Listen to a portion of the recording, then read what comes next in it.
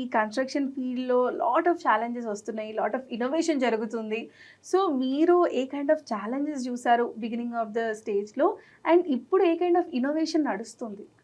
మీరు చెప్పిన ప్రశ్నకి జనరల్గా అందరికీ ఛాలెంజెస్ ఉన్నాయి. ఇంకొక యాడ్ ఆన్ నాకేముందంటే ఉమెన్గా కూడా ఒక ఛాలెంజ్. అది ఏంటి అంటే being okay, having knowledge, standing on site, అక్కడ బిల్డర్స్ కానీ కాంట్రాక్టర్స్ ఉన్నా కూడా ఏదైనా మనం ఒకటి చెప్పామనుకోండి, I'm happy with my attire wearing sari and going to the site, that is okay for me, that should not be a point.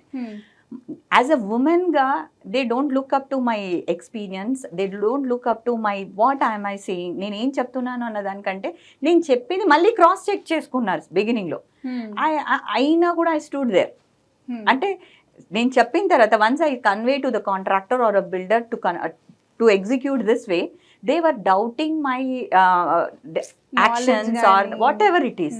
So I stood there. I did not go back. I did not get hurt. I did not go back. I stood there. I am still standing. I don't say I have overcome all the challenges till today.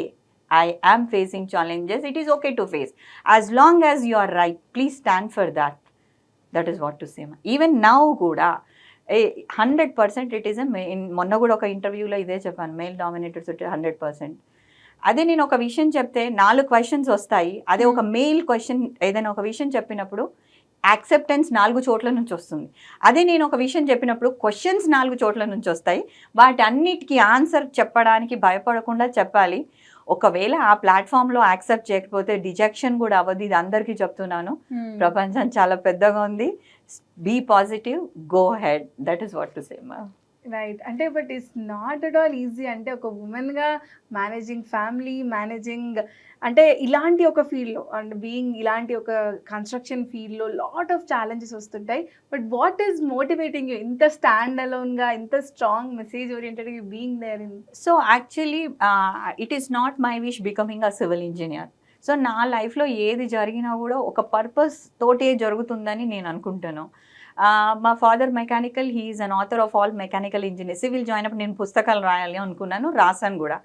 Almost అన్ని పుస్తకాలు రాశాను. 2 మాత్రం publish అయ్యాయి. 2 printing స్టేజ్లో ఆగిపోయాయి.